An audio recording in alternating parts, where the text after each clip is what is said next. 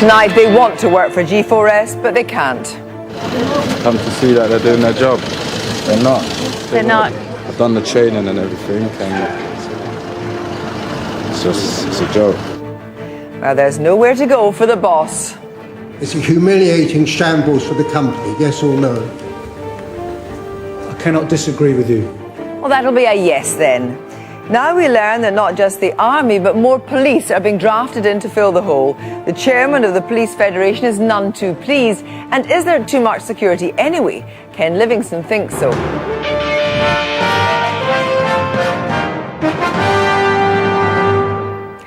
Good evening. The chief executive of G4S told MPs today that he wished he'd never taken on the Olympic security contract. Nick Buckles will not be alone in that view, but it's cold comfort to his bewildered workers and to police forces around the country who are having to plug a big black hole. Today it was revealed that nearly 400 extra police officers a day will be needed to secure Olympic venues in the West Midlands until August the 9th. But despite the shambles, Mr Buckles said G4S would still be taking its £57 million management fee from the Games. Here's Anna Adams. There was one part of Stratford that G4S had under control today, their training centre. Hundreds of would-be security guards had turned up here today in the hope of a job. While 8 miles away in Westminster, their chief executive was getting a frisking of his own from MPs. Many would take the view that the reputation of the company is now in tatters. You wouldn't agree? I think at the moment I would have to agree with you. We've had a fantastic track record of service delivery over many years in many countries, but clearly this is not a good position to be in. But we feel we've got to make every endeavour to deliver as well as we can on this contract. Mr Buckles, it's a humiliating shambles, isn't it? It's not where we'd want to be, that is certain. It's a humiliating shambles for the company, yes or no? I cannot disagree with you. Well, behind these green bars is where they're trying to sort out that shambles. And the irony is there's no shortage of people who want to pitch in. Today people were flocking to the training centre, wanting to find out when they could start what they're describing as a job of a lifetime. But many of them were leaving disappointed. And we didn't have to try very hard to find them. Come to see that they're doing their job. They're not. They're not? No, they wouldn't need. They're not doing their job. That's in what way? Because basically I'm supposed to be working with them. I want to find out a simple bit of information and no one's helping me. What did you need to find out? To send away, so I just took down 2 guys' names. Obviously I don't really want to follow it up, but I want my job. I've done the training and everything, and it's a joke. I just came down here today. Yeah. And what made you come down? Just heard the news that they knew they had, they needed people. I've been applying for other jobs as well, Barclays and whatsoever, as a part-time position. So I'll be waiting for them. Did they say you have a chance, or is it too late? No, they say there is trainings going on, for around about 3 weeks. So hopefully, fingers crossed, I'll get a position to be part of the Olympics. This man says he was wrongly accused of missing training, which he'd actually turned up for yesterday. So this morning someone called me my phone. Oh, what happened to you? You didn't come to the training for yesterday and today. I said, no, I was there yesterday, but unfortunately they changed my training to different training. So in this situation, I didn't know what to do. Some workers said they wished they'd never even bothered signing up for the job. Nick Buckles told the Select Committee he felt the same way. Do you regret signing the contract saying you would agree to provide these people? Mr Buckles? Clearly we regret signing the contract, but now we've got to get on and deliver it. Yes, thank you. Are you telling the committee that real serious consideration was given whether the company could deliver before that contract was signed, or was it so lucrative that you decided it was such a marvellous contract you would sign? No, a very careful consideration went in from the team in the UK looking at this contract. As Ian said, there was a number of work streams to see if they could deliver it. It was signed later on than we would have liked, but we still signed the contract. And it's not a question of being lucrative. As I said earlier, we did this purely because we wanted to have a successful security operation at the Olympics. It's not particularly financially lucrative for us. It was much more about, ironically, reputation and building reputation for the future. Well, the problem is that even today staff are telling us that they've turned up for work here at the Olympic Park and have been sent away because their rota has changed and they weren't told. One senior member of staff who wouldn't go on camera described the scene here as being a complete meltdown. He said the system had failed his workers and he was now so embarrassed he didn't want to be seen in public in his green uniform. But there were few signs of embarrassment from his chief executive. Bearing in mind all these changes, are you still going to claim your management fee at all? Yes. Why? Because when you haven't managed. We have managed the contract and we'll have management on the ground. But even after all that's happened, you still wish to claim the management fee? Yes. How much is it? I don't know. Well, how do you know you want to claim it then? Eventually, an answer came. The total management fee on the current budget with our clients is in the order of £57 million. Nick Buckles has admitted G4S can only really confirm personnel on a day-to-day basis. But with more reports of staff not turning up today, it looked very much like a numbers game they were losing. Anne Adams. Well, I'm joined now by Paul McKeever, Chairman of the Police Federation, which represents officers in England and Wales. Paul McKeever, first of all, we know that 380 more officers were called on today in the West Midlands and to go right through to August the 9th. What if the requests just keep coming? They're coming in from right across the whole country, from north, south, east and west, and the staff just aren't turning up from G4S, and police officers are having to fill these gaps that are appearing around the country. Let's be clear, we don't know the staff aren't turning up for anything other than scheduling reasons. Absolutely. They actually want to turn up, I understand. Yeah, some appear to want to turn up, but the fact is that the staff aren't there to actually perform their functions. So presumably there is a limit to which you cannot absolutely. go. And police officers are very resilient, we're very flexible, and we have a duty to actually protect the public, and that's what we're going to try and do to deal with this debacle that's taken place. But we are hugely stretched, Kirsty, at the moment, hugely stretched with the Olympics itself. We already had a big commitment to supply officers right across the United Kingdom, not just London. But on top of that, we've got our ordinary operational duties to deal with too, plus all the other events that are going on in the country at the same time. But can you guarantee normal levels of street staffing, normal levels of specialist police work and so forth? Well, we're going to do our best, going to do absolute best. We have to focus on what is important for the country. This is a national reputational issue that we've got to deal with. We have to ensure that the games are safe, that people can come to London and the other sites and be secure when they go there. And that's what we're going to do as police officers with the resilience that we show normally in our everyday activities. But there'll come a point, presumably, where you can't guarantee normal day-to-day police work if you're having to lend so many to the Olympics. Well, I don't think we're quite there yet. What's happening is that officers are finding their own time much more stretched. They're having to have fewer days off, very few days at all during the Olympic period. But we are trying to manage what is before us. But if you're asked for another 1,000, what could you do it and guarantee normal levels of policing on the streets? I'm sure we'd have to do it because we have to find those numbers if they're necessary. So, I mean, this goodness me, this time last year you were dealing with the riots, of course. Well, and that's a very salient point. I mean, if you look, we've lost 7,000 officers in the last year.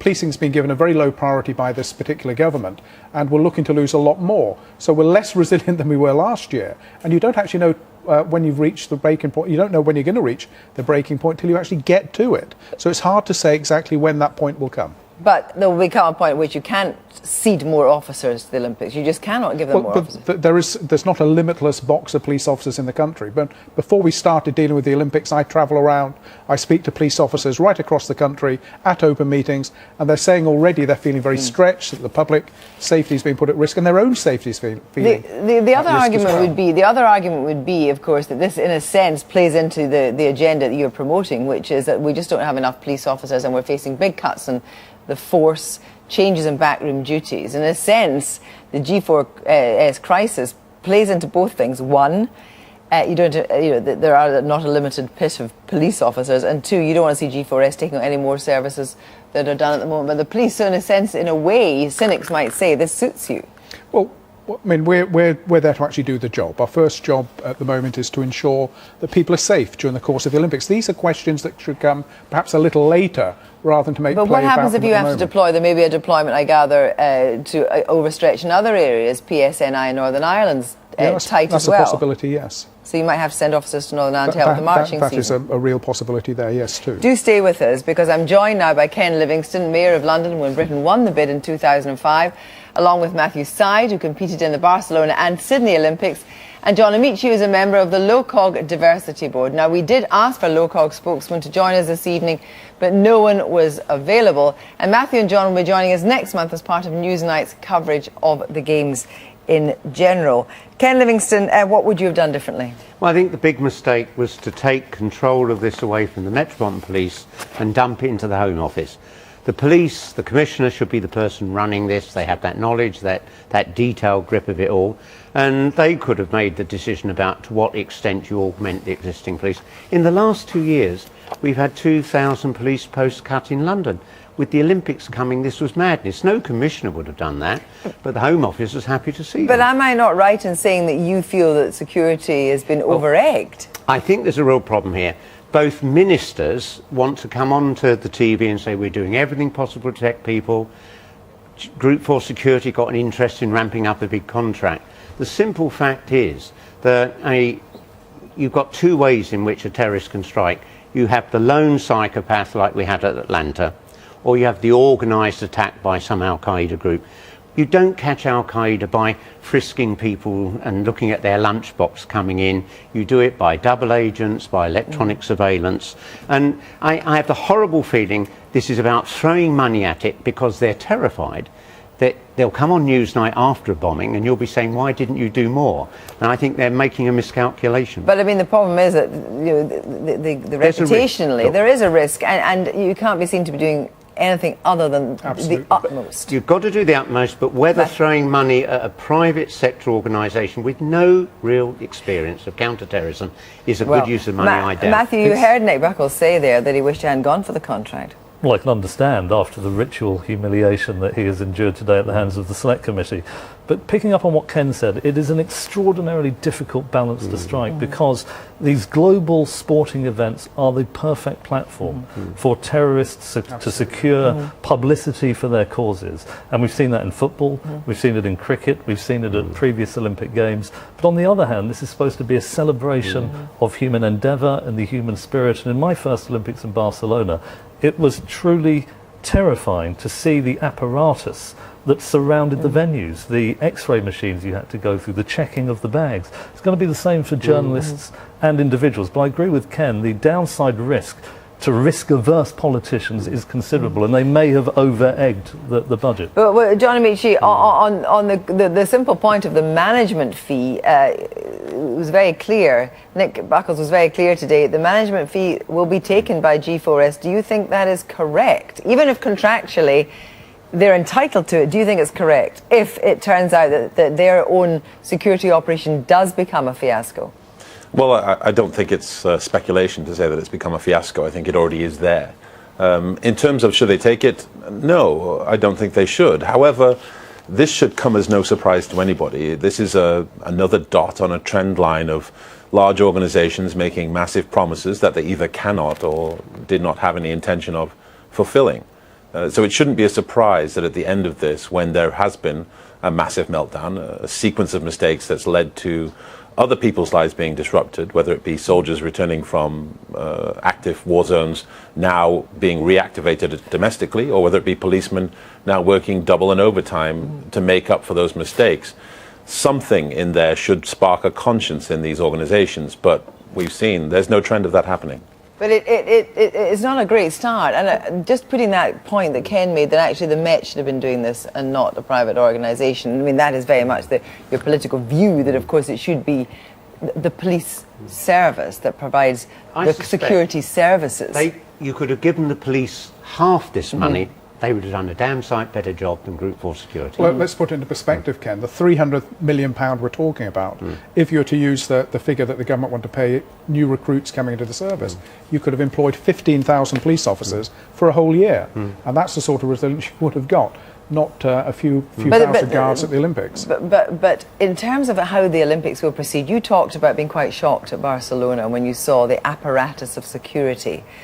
But the athletes themselves will be so focused and so honed on this, presumably, that what is happening for people either trying to get to the games or whatever, will not be in their peripheral vision even, maybe. Yeah, you could almost describe the distinctive psychology of a sports person is to have tunnel vision and to focus on only those variables that are controllable. Security is not one of those things.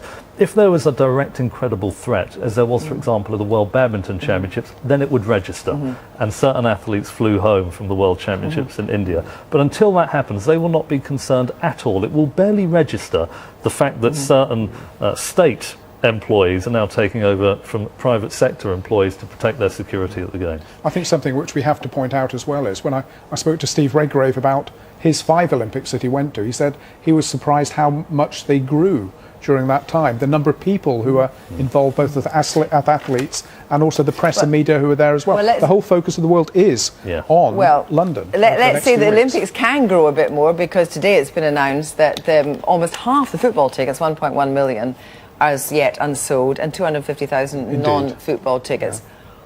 What realistically do you do with them? Well, I mean, I am not at all surprised that football tickets have had... We always knew that would be difficult. Because the British footballing public is sophisticated. They understand that the Olympic Games is not the pinnacle of achievement. Jophn Amaechi, what would you do with them? What would you do with the non-football ones? I mean, I know that Sebastian Coe says, of course, there's plenty of time to go, 10 days the Games start. But you don't want to be left with 250,000 non-football tickets, do you?